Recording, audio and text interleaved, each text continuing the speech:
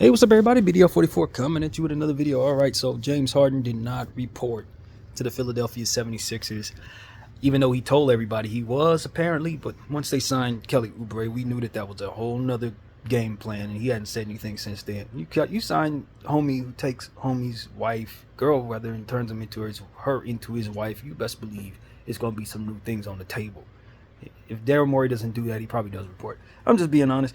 But nevertheless, we skipping past all that. All the other conversations around this will tell you James Harden is quitting and all of this good stuff. And yeah, I guess I agree too. But we skipping past that. We're doing something different on this channel. We're looking at how can we get James Harden out of Philadelphia. And I know that Daryl Morey obviously doesn't want to do that, because he likes seeing James Harden suffer these circumstances, because James Harden went to China and told the man he was a liar. And everybody knows that Daryl Morey has a lot of enemies in China because he said some stuff he shouldn't have said, allegedly. Or apparently things he shouldn't have said. I don't know the politics of it, but apparently he has a whole lot of enemies over there. So you go to his enemy's place, and then proceed to call him a liar and say you're never going to work for him again. Now it's war.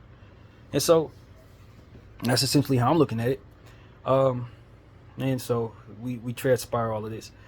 Two things that come to mind. One, Chris Paul, Golden State. Yeah, that contract, and you attach that to Usman Garuba, you can get it done. You can get it done. That's an easy way to get it done. Because at the end of the day, you could waive Chris Paul and then have $30 million of cap space available to do something at the beginning of next season, which is also attached to the $30+ million that would be coming off the books in regards to Tobias Harris. So that's like $60 million Philadelphia could go shopping with next summer. That's something they should do. Just don't do this, Daryl. That's what I'm saying. Trade him to the Golden State Warriors and end this nonsense. And the Golden State Warriors shouldn't have no problem bringing in James Harden, because he's a much better fit than Chris Paul. Obviously, he's still expiring at $35 million, so you get the same dynamic, only with a better player. And at the end of the day, all people really want to see is James Harden play somewhere where he can actually win. And James Harden would probably be very happy in Golden State. He's talking about how he wants to go to the Clippers, but believe me, it ain't that far away. Golden State's only like a 45-minute flight from LA. He'll be happy there. And then he'd be playing with the Splash Brothers and all of that, and he'd probably just settle in up there really easily, just hitting three-point shots and passing the ball around, stuff like that. Very easy solution. I don't see why that just doesn't happen right now. Now, the next thing I have to say is Joel Embiid should demand a trade to the Knicks. Jimmy Butler should demand a trade to the Knicks at the same time. Now, not necessarily in public, because at the end of the day, we know that doesn't work. You got to do that behind the scenes. You got to go to your respective corners without anybody knowing and say, hey, this is where I want to go. Don't tell the media. And that's how you can get it done. The New York Knicks should take all of their picks and divvy them out, take Julius Randle's contract and anything else that they can ultimately attach together to bring those two players to their situation and add it to what it is that they have. If it doesn't get rid of Jalen Brunson or Emmanuel Quickly, that should be good enough. Jimmy Butler, Joel Embiid, Emmanuel Quickly, and of course Brunson. That looks fantastic to me. That's what I'm doing. And I don't think there should be anything in regards to New York not wanting to do that. Those picks are going to be great someday, but you need a championship right now. You do that, you'll have that championship. Joel Embiid, you'll have that championship. Jimmy, you'll have that championship. And Miami will have the picks to reset their situation, which they ultimately need. And Philadelphia will have the picks to reset their situation, coupled with what I have planned, which is them sending out those players and then having $60 million from which to spend in the summertime. $60 million plus a bunch of picks. That's a good return. You ain't doing nothing, Philly. Nothing. You're in no man's land, whether you want to admit it or not. So these are the things that I would be doing right now. That's what I would do. All of that needs to be done. All of it. And yeah, as far as everything else, man, look, I'm going to tell the Philadelphia 76ers what came to mind when I saw this. It's the same thing I said 2 years ago. Y'all should have been a bit more lenient with Ben Simmons. Ben Simmons had a real mental health issue. Not because he told us he had a mental health issue and then proceeded to give back all that money. No, that's not why. But because he had already shown us he had a mental issue by not being confident enough to shoot the basketball, even though he made millions of dollars to play basketball. He was afraid to shoot the three. Like, deathly afraid to shoot it. to the point where it messed up the spacing on his team, and he still didn't shoot it. That right there told me he had a phobia issue, which probably trickles down to other issues, which ultimately makes him a mental health case. They didn't want to see that. They didn't look at it that way. They looked at him as an insubordinate dude with his chest out, not wanting to play basketball for them. And as a result, they ended up with these circumstances. This is what came of that. They traded him for James Harden, who's also somebody who has a mental health issue. Whether he says it or not, I'm telling you, he definitely does. That's why he continues to be in this pattern where he continues to quit every team he goes to. He quits. He's never happy. He has to quit. It's the entitlement issues. He has a lot of stuff he got to deal with that ain't being dealt with properly. Philadelphia does not need players that have mental health issues. They do not. They don't handle it well, obviously. And most importantly, this feels like a result of them not. Simply not. Okay? So there are a lot of easy solutions here, but people are going to have their egos in the way, and they're not going to want to do it. That's all it is. And this is just more of what comes with that. When you do that, more bad happens. People need to swallow their ego. And it starts everywhere. All of these people. Joel Embiid needs to swallow his ego and accept the fact that Philadelphia is going nowhere. Every decision they make is with their ego and their ignorance in regards to people having mental health concerns in place. That is why your team is not where it needs to be, because they keep mishandling people with mental health issues. God's honest truth. Miami, you guys were bullheaded about what it is your culture can do in regards to building a team out of nothing. You can't build a team out of nothing when you got nothing but bad contracts. You can overachieve, and somehow you have, but at the end of the day, your luck has run out. Jimmy Butler, stop believing in them. Get the hell out of there before you waste another season. Period. Go to New York. They got the picks. They got the locale. You can win there if they do what it is I'm telling you they should do.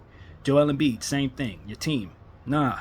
Get out of there, man. That is a waste of time. You and the media was asking you, about teams that had surpassed you, basically Boston and Milwaukee, and you were saying something like who said they'd surpass you? Everybody, man. I'm saying it, and everybody else is telling you. The Milwaukee Bucks is better than the Philadelphia 76ers. The Boston Celtics are obviously better than the Philadelphia 76ers. You have been surpassed. You're basically in no man's land, and you're about to waste another season because your ego's intact, attached to those guys who don't know what the hell they're doing. And so on and so forth. Knicks, you don't need 7 picks, fam. Your roster stinks. Your coach continues to only play 5 guys. You're never going to get the most out of those picks anyway, because he ain't going to play none of them. Ship them out for superstars and bring yourself a championship situation that'll allow you to have an 8-man rotation like Tibbs wants, so he can actually have 8 players that can do that. Those 8 players, very easy to find if you mortgage those picks, mortgage the players that can't win, and bring yourself what it is that ultimately allow you to do that. Everybody with their ego in the way is why they ain't going to win nothing. Miami, Philadelphia, and New York, all 3 of y'all. Different situations, but just the same. You ain't going to win. I'm just telling you, man. This is a no-nonsense channel when it comes to the NBA, because I'm sick of seeing people do things the wrong way and get the wrong results. You're not going to win. Jimmy, you're not winning in Miami. You didn't got this team to the finals, Eastern Conference Finals, but you can never get over the top. Why? Because the team doesn't have enough. They don't have assets to get you enough. It's why they don't have anything. They use their ego to keep them from doing what they needed to do to get players. They were going after Dame Lillard. They didn't get Dame Lillard. Everybody told them they didn't have the package to get Dame Lillard. Everybody told them Tyler Hero wasn't enough. They didn't believe it. Bullheaded. Now they're going to suck. Don't waste your time there. You could blow your knee out. It's not worth it. You know what I'm saying? It's like, do these things. I'm telling y'all, if people just put their ego aside and do all these different things I've suggested, they will all be happy for doing so. Golden State will be happy for having James Harden, even though he's acting crazy, because he's a hell of a player that would fit seamlessly in their situation, allow them to continue to shoot threes, creating so much space for Steph Curry and Klay Thompson, giving them insurance for Steph Curry and Klay Thompson. It's a perfect situation. Get Chris Paul out of there. You don't want him to be your point guard. The guy's a cone. We know that. Get him out of there. He should have been bought out. No one's going to trade for him in any other capacity except for this one. Let's just be honest. Ain't nobody in their right mind going to trade for that contract except for the Philadelphia Sixers, who probably need to get rid of James Harden. And if the owner knows what he's doing, he'll put pressure, absolute pressure, on Daryl Morey to end this feud with James Harden so that he can stop being disruptive to that franchise, because that is exactly what Daryl Morey is being. You're supposed to be the adult in the room, and you're being disruptive. Okay, Daryl, let's just be honest. Your ego's in the way, and it's keeping you from doing your job properly. There's no reason for you to be bringing Kelly Oubre to that situation, knowing the history of that situation. You knew the history of that situation because you're very close to James Harden. You were probably right there when it happened. Wrong. This is not how you do that. And I would fire you off the strength of that. But the Philadelphia 76ers, their ownership, Obviously, hiring you and bringing James Harden to the situation in the first place shows exactly how bad their decision making is. And that's why I've been on their case for years. They made bad decisions with Ben Simmons. They should have never chose Ben Simmons over Jimmy Butler in the first damn place. That should have never happened. These were bad decisions. And likely had to do with their ego, not want to deal with Jimmy's personality. That's just my guess. I don't know that to be the case. But I'm telling y'all, it's the remnants of that being the case is in place. You can clearly see it. The way they handled Ben Simmons, garbage. The way they traded for James Harden and proceeded to bring him his Daryl Morey, his best friend, and now turn his enemy, that was garbage. All of the stuff that Philadelphia's ownership has allowed to happen has been trash, and that's why they're nowhere. Facts. And if I'm Joel Embiid, I'm not going to allow my desire to have my own team in Philadelphia since I was drafted there. Got my ego all wrapped up in trying to help them win. You ain't winning nothing there. Ask Dame. All it ends is in you leaving there anyway. Get the hell out of there, bro. It's over already. You just the last one to know it. I don't have any patience for any of this, man. Just like I didn't have any patience for my Lakers when we were doing stuff like this. Letting the free agent pool dry up because we were trying to get certain players that weren't coming. That's why I have no patience for your teams, because you should have learned that from us.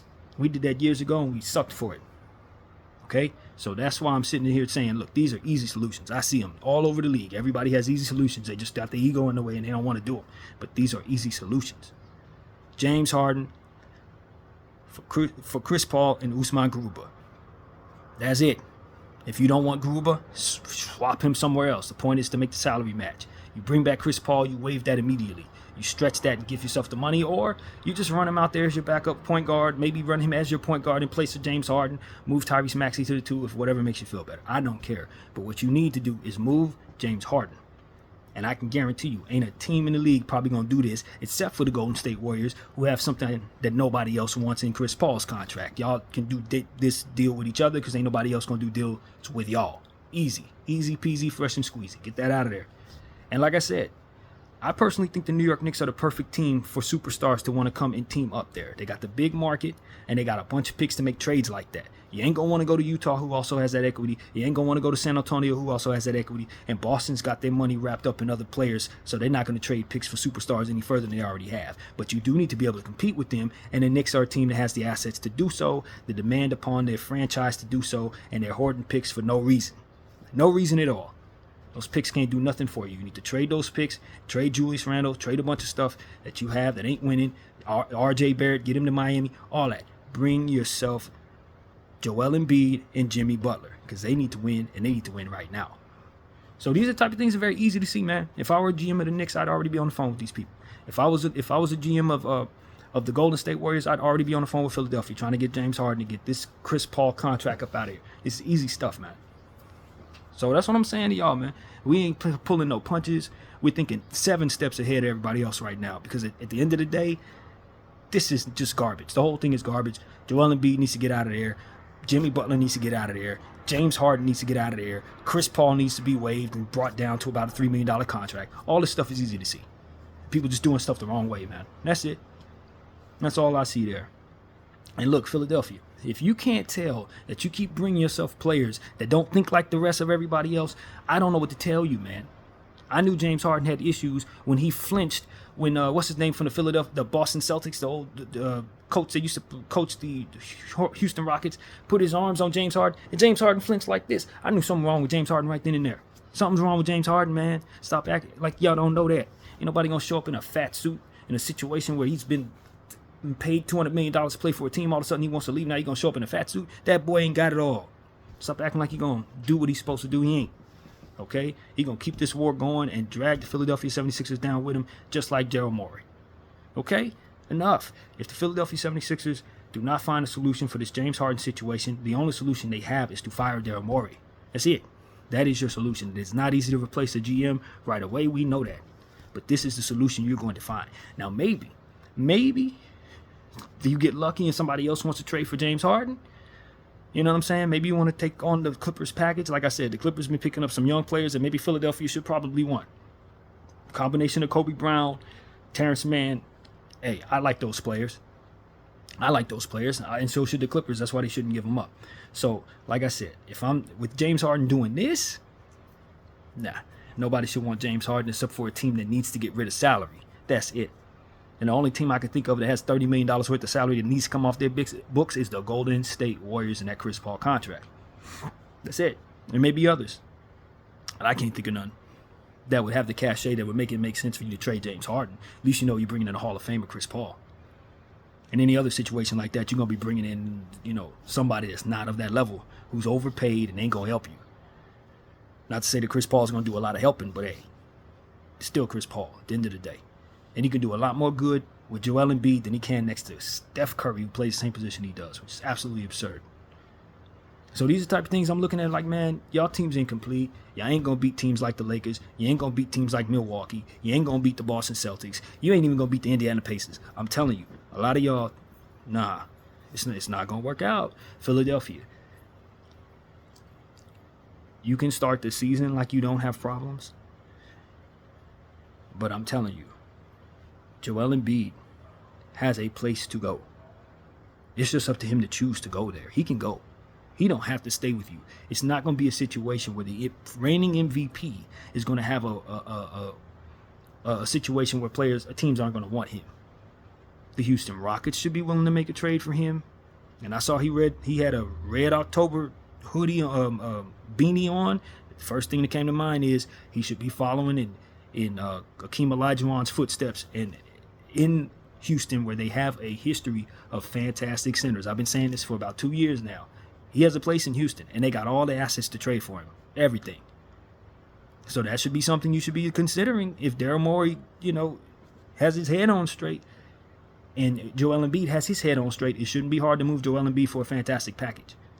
But if I'm Joel Embiid, I don't want to start the season with y'all, man. I'm not going to do this. I'm not going to do this. Not with him acting up, talking about he ain't going to show up, and this guy refusing to trade him. It's going to leave me with yet another season where I have $30 million worth of player not on the floor that has nothing to do with injuries. Okay, if a guy gets hurt, fine, we got hurt.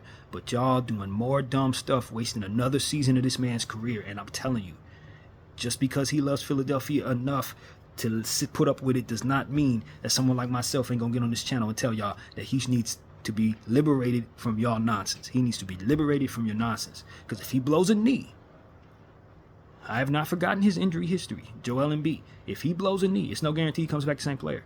He needs to consider that. While he's sitting up here trying to continue to be the Philly guy. The Philly guy, they ain't even on their own side. If you can clearly see, everything the Philly's doing works against itself. Just being honest, Joel. Get the hell out of there, bro. And you do it now. And Jimmy, same thing. Pat Riley's ego in the way. He still think this is old days where he can bring in scrubs and win. Cannot. You don't have it right now. You don't have the trade package to get Drew Holiday, let alone Dame Lillard. Unless they move you, bro. That's really what it comes down to. You could show up with emo hair styles and all that stuff is all cute, but at the end of the day, you're going to start the season and find out exactly how tired you are from running so much basketball so deep into the playoffs for the last 4 years without any talent to show for it around you except for Bam Adebayo and Tyler Hero, who's always hurt. Always hurt. Okay? And they can't even get a good paid trade for him. So this is what I have to say.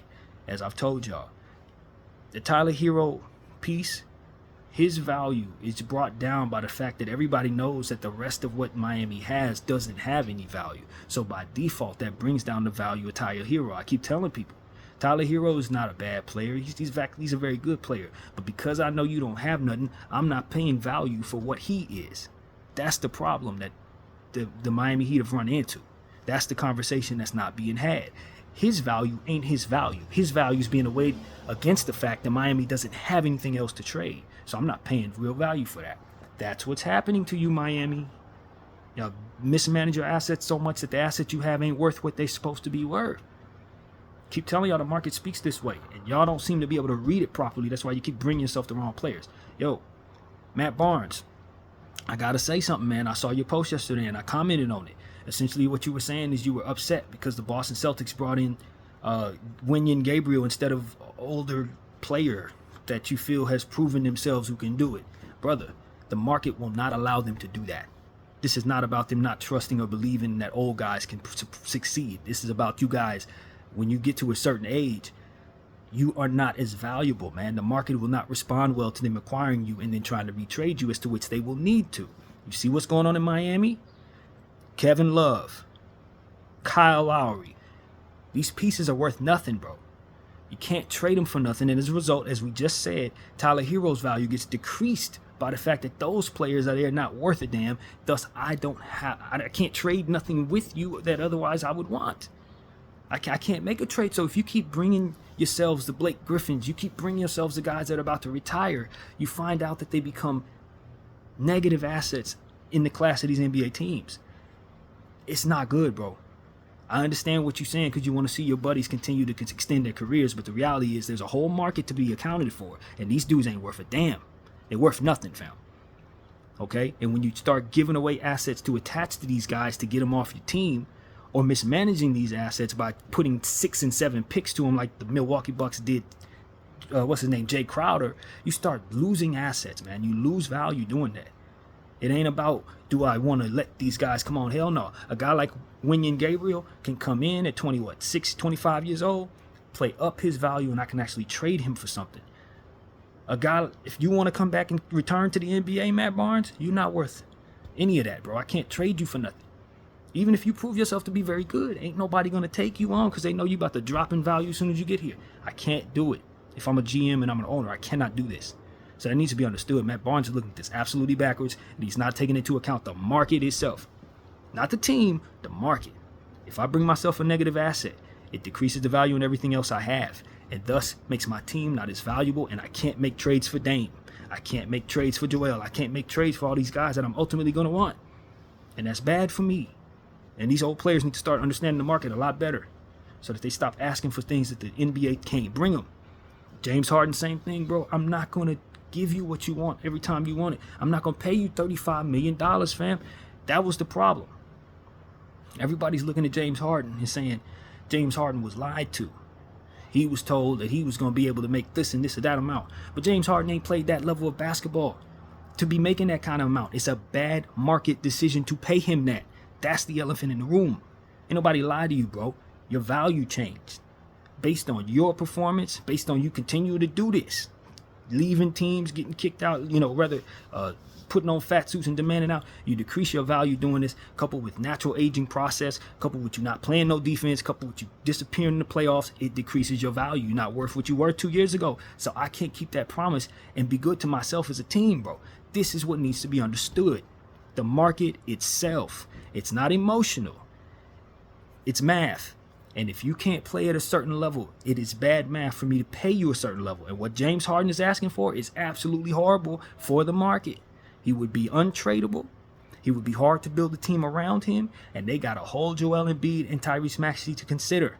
That it's not smart for them to be paying you $60 and $70 million when you're playing at this level. Now, if you were playing at the level you were playing in Houston, when you were in shape, running around, pushing people around, getting to the rim all quick and fast, of course they can do that. Putting people in the blender, of course we can pay you $70 million. But this version of you, it's bad for the market. It's bad for the asset class of the team you're on.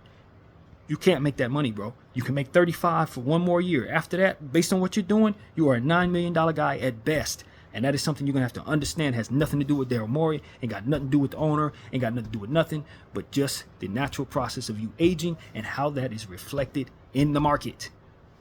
So there's enough of this crap, man. People think things are emotional. People don't know business. People don't understand the market. And it is affecting how they're handling themselves, man, in these arenas. And I'm telling you, it's just a misunderstanding. But we going to fix it.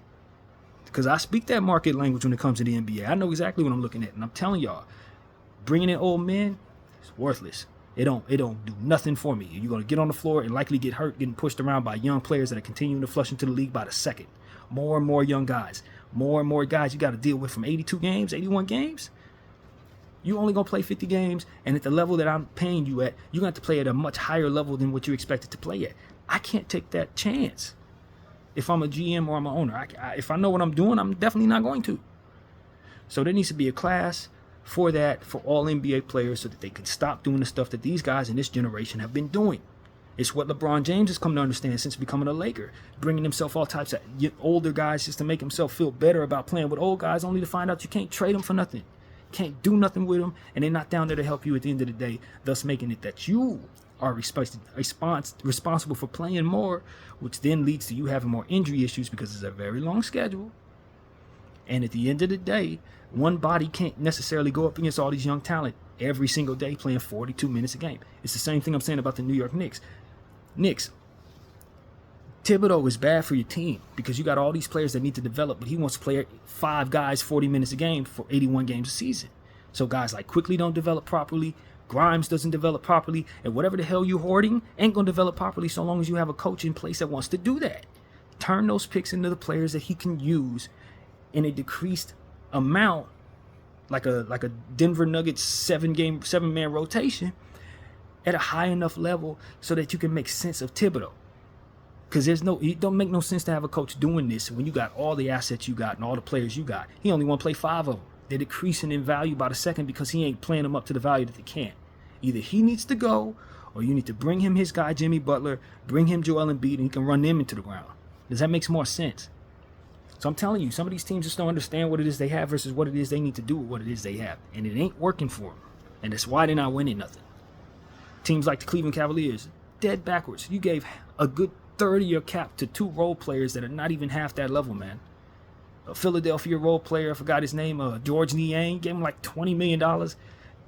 Max Strus from Miami, you gave him like $20 million. These guys ain't worth that. Those guys ain't even worth a third of that. Not a third of that. And your team is going to be lacking in value because of it. Your team is going to be lacking in assets and depth because of it. And then when you try to trade those guys at that level, guess what you're going to get? Nothing. What you're going to have to do is attach picks to those guys to get rid of those terrible contracts. Don't do it. It's the same thing I said about the Jeremy Grant contract. 5 years for Jeremy Grant? Jeremy Grant's a nice player to play some defense, but he can't shoot a lick. So now you got an asset that you can't retrade for anything. And so it's like, this is the type of stuff. Bringing Chris Paul in at his price right now? No, that should have been waived over in Washington. That should have been waived in Washington. He should be at $3 million right now. If that. You know what I'm saying? These type of things. Bringing in Rudy Gay? No, he needs to be in China. You can't retrade him for nothing.